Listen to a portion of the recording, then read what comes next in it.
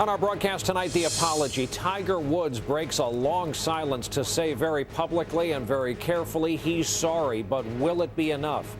Case closed. Vivid new details about the anthrax attack that terrorized our country after 9/11 and the man the feds say was behind it.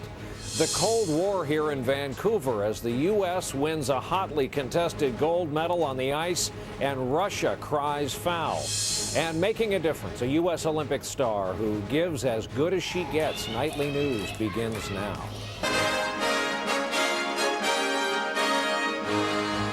This is NBC Nightly News with Brian Williams, reporting tonight from the Olympic Winter Games in Vancouver. Good evening, and like this Vancouver backdrop tonight, our lead story comes from the world of sports as well. If you've ever tried to look away from a car accident in progress, you know it's tough. And in the world of sports and American would-be role model celebrities, Tiger Woods is a car accident in progress. He's the biggest living brand in the world. There's no force like him. And so today, when he arranged to deliver a very carefully calibrated statement to the media, as he tries to recover from the blunt force blow to his career, his marriage, and reputation, a lot of people stopped what they were doing to watch. What they saw was a choreographed apology following a real and human tragedy. Our report tonight from NBC's Kerry Sanders.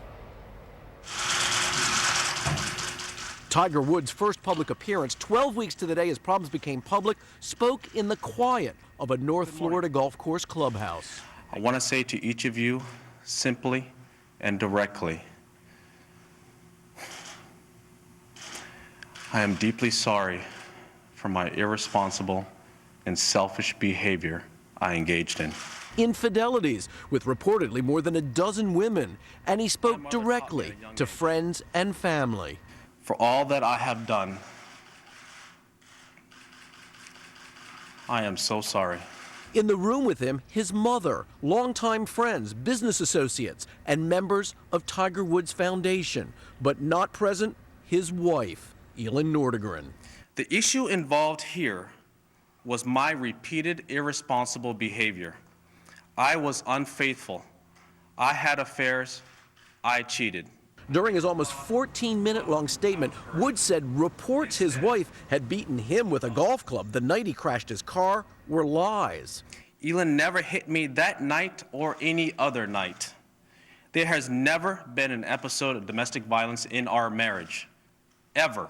In New York, Washington, Chicago, people paused in their day to watch with mixed reaction. I think it was humble, respectful, and he took the blame for all his mistakes. You know, I feel like he apologized because he had to, and I don't think it changes anything about him. He did what he did, and you can't ever reverse that. After the event, Tiger and his mother Catilda embraced, and the speculation about his future, both off and on the golf course, began.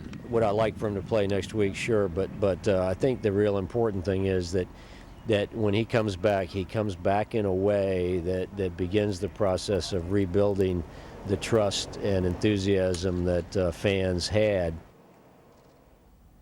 Tonight, Tiger Woods, who has been in therapy for the past 45 days, says he is returning to the clinic for more treatment. He did not say when he'll return to the professional world of golf, and those who were around him, who helped him set up today's event, say they believe today's event achieved its goal, a heartfelt apology. Brian?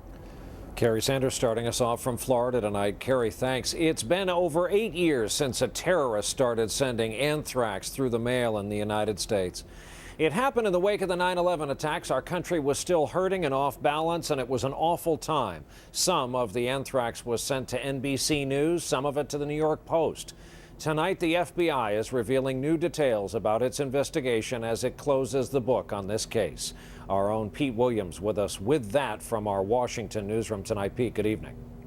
Brian, in formally shutting this investigation down, the FBI explained in some riveting new detail what it did and why agents concluded that an Army microbiologist named Bruce Ivans carried out the mailing attacks. The attacks alarmed the nation and baffled the FBI, who mailed the letters sent to 2 newspapers, 2 U.S. senators, and NBC's Tom Brokaw, containing anthrax spores so potent that they killed 5 people and sickened 17 others. Identifying the type of anthrax helped only a little. The FBI disclosed that agents actually scrutinized more than 1,000 scientists and lab workers once considered suspects. The breakthrough came 6 years into the investigation at a U.S. Army laboratory in Maryland. A new form of genetic testing created for this case revealed that the spores came from a single lab there, and in fact from this very flask of highly purified anthrax, created and maintained by Dr. Bruce Ivans, an Army anthrax specialist. Investigators found that his after-hours use of the lab spiked in September and October 2001, just before each of the anthrax mailings. The letters were placed in a mailbox in Princeton, New Jersey, near the office of a sorority, Kappa Kappa Gamma, with whom the FBI said Ivans had a 40-year obsession. The FBI also revealed today that agents believe the letters sent to Tom Brokaw and the New York Post contained a hidden code. In both, 9 A's and T's were written with extra pen strokes to make them bolder. A and T are symbols used in genetics, a system the FBI says Dr. Ivans understood. When combined in sequence as they appear in the anthrax letters, they stand for chemicals whose common abbreviations are P, A, and T. Pat was the name of a laboratory colleague of Ivans, someone the FBI says he was obsessed with. A week after agents first searched his house in its investigation, the FBI says he threw out a book about codes that discussed using bolded letters to embed messages. The documents say he stayed up the night his garbage was to be collected and at 1 a.m. came out in his long underwear and checked to make certain the trash containing the book about codes was hauled away. The evidence in the case that was amassed in the course of this exhaustive investigation points to him and him only. As for motive, the FBI says the anthrax vaccine program he had devoted his life to was failing, blamed for causing illness in veterans of the First Gulf War. After the mailings, the FBI says the program was rejuvenated. And then as the government prepared to charge Ivans 2 years ago, he committed suicide. His lawyer has insisted that the only way to determine guilt is through a trial and that Ivans would have been found not guilty, Brian. What an unbelievable story, unbelievable investigation. Pete Williams with the story for us from Washington tonight. Pete, thanks. Now we move to the aftermath in Austin, Texas, where yesterday a man who was angry at the IRS flew his plane into their headquarters office building there. 2 bodies have been pulled from the wreckage. As we learn more about the pilot, Joseph Stack, and his motivation, we learn more about the role of others, like the Iraq War veteran of the Texas-based 1st Cavalry, now a civilian window installer, who seconds after seeing the flames was rescuing civilians and saving lives. NBC's Tan Trung is there tonight. Tan, good evening. Good evening, Brian. The wreckage of the plane remains in the building this evening. A key question in the investigation into this attack is whether the plane was carrying extra fuel or something else to cause so much damage. FBI agents sifted through the charred remains of the Echelon building, looking for anything that might offer new insight into the attack or the man believed to have planned it. Getting ready to roll now. When suspect Joseph Stack took off from Georgetown Airport in his Piper Cherokee Thursday morning, air traffic control recording suggests there was nothing out of the ordinary. What's your direction of flight, sir? I was going southbound, sir. Moments later, Stack's plane slammed into the Echelon building with hundreds of workers inside. Among them, 67-year-old Vernon Hunter, a revenue office manager for the IRS, who was killed. Iraq War veteran Robin DeHaven says he was driving his truck to a job when he saw the plane fly into the building. He used it. And late this afternoon, we learned from investigators that some of the seats in the plane were ripped out, and also a fuel drum from the airport where Stack took off is missing. Investigators, of course, Brian, will be looking into that to see if that's more than just coincidence. All right, that could be meaningful information. Tan Trung in Austin, Texas for us tonight. Tan, thanks. We switch gears now to news from here in Vancouver. Big event today for American skier Bodie Miller, the men's Super G.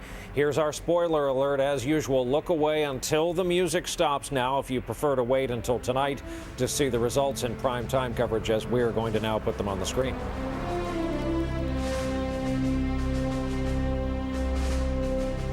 Back at these games, does any of this seem familiar? Intense competition between the U.S. and Russia, a contentious result, and tension between the two sides. We're not describing some Cold War era contest. Rather, the fracas following the men's figure skating finals last night.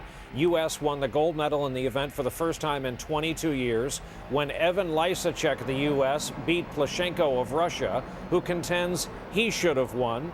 Our own Jim Maceda is here tonight reporting on all of it. Jim, good evening. Good evening, Brian. It does feel like the bad old days again, except for this. Russia has only 4 medals here so far, and the wheels seem to have come off the once big red machine.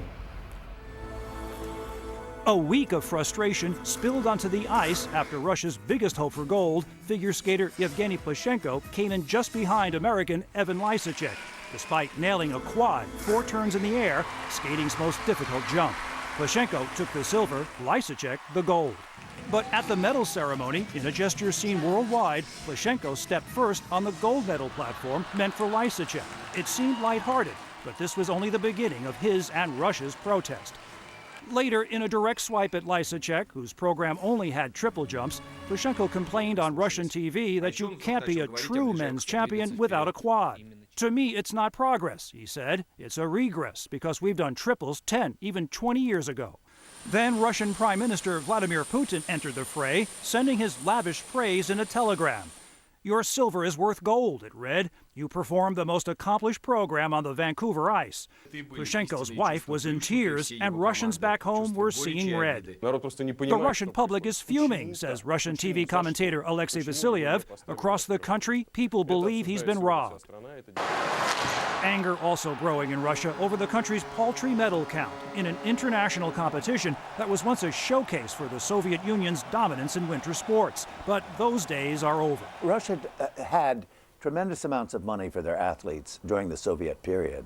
They've lost that. They economically fell apart, and they lost that. Lysacek, for his part, took the high ground. I guess I was a little disappointed that someone that was my role model would take a hit at me, I guess, in probably one of the most special moments of my life.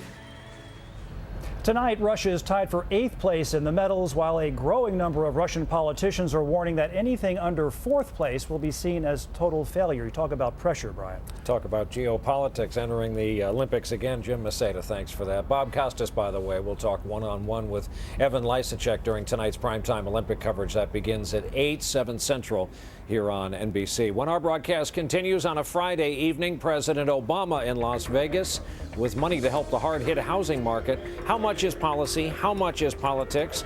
And later, an American Olympic athlete is making a difference for people half a world away.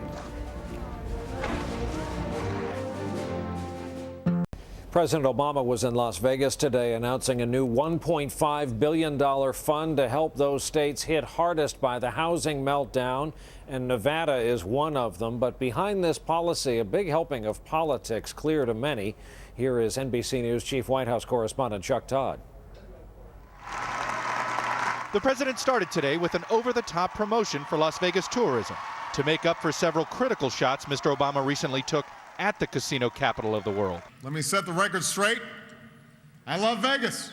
In fact, just last night I drew a flush on the river and cut the budget deficit in half. And his effusive praise of Nevada's own Senate Majority Leader Harry Reid, who is in a tough fight for re-election, made a presidential town hall event seem more like a campaign rally.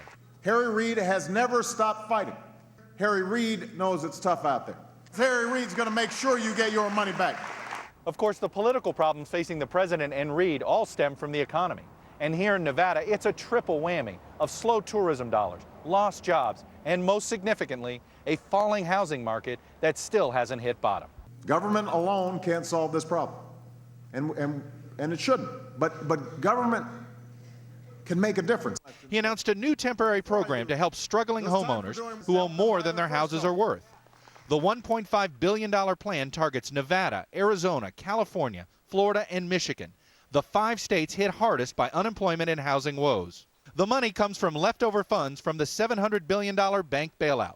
What we can do is stabilize the housing market so that home values can begin rising again. Still, administration officials concede earlier efforts have fallen short, and the worst of the housing crisis is still to come. More policy fixes and more political salesmanship are expected in the weeks and months ahead. Chuck Todd, NBC News, traveling with the president in Henderson, Nevada. Back in New York on Wall Street today, the Dow squeaked out its 4th gain in a row, up 9.5, closing at 10,402. That's up 3% on the week. And when we come back tonight, would it change anything if the Pentagon gave a war a lovely name? How do you ask the Dalai Lama to leave the White House if you're trying to keep his visit from becoming too public? Well, judging from the trash bags that he had to walk around, the Obama White House had him exit through a door seldom used by anybody but household staff. It's where the West Wing meets the main residence. China, however, did notice the visit and called in the U.S. ambassador to China today to protest. We call it the war in Iraq. It began 7 years ago next month. And at first, the Bush White House called it Operation Iraqi Liberation. Then, perhaps realizing those words spelled out oil, the official name became Operation Iraqi Freedom, or OIF. Well, come this September, the war in Iraq will have a new name, one the Obama administration thinks better reflects the U.S. forces' reduced role there. Even though it may remind some folks of a household cleaning product, the new name will be Operation New Dawn. New Jersey's senior Senator Frank Lautenberg has been hospitalized with cancer, a lymphoma tumor in his stomach, which his office says is curable. Senator Lautenberg is 86, says he'll continue to serve in the Senate during treatment. And we learned today Al Haig has been hospitalized in Baltimore. We're told his family has started to gather at his bedside. The retired general, former White House Chief of Staff, former Secretary of State, is in critical condition with an undisclosed illness. Al Haig is 85. When we come back here tonight, turning Olympic glory into something more and making a difference in the process.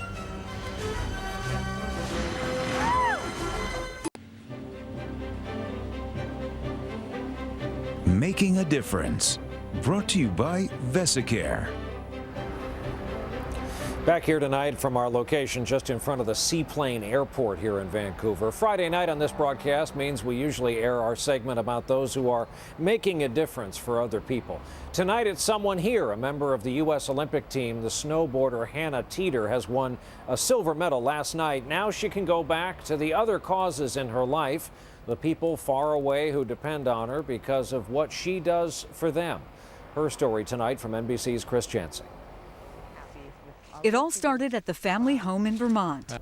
Hannah Teeter is also making a donation to the cause in Haiti. You can see her profile and so many others on our website. And a reminder, NBC primetime Olympic coverage begins tonight at 8, 7 Central. For us, that's our broadcast for this Friday night. Thank you for being with us as we come to the end of another week. I'm Brian Williams reporting tonight from Vancouver. We do hope to see you right back here tomorrow evening. In the meantime, have a good weekend. Good night.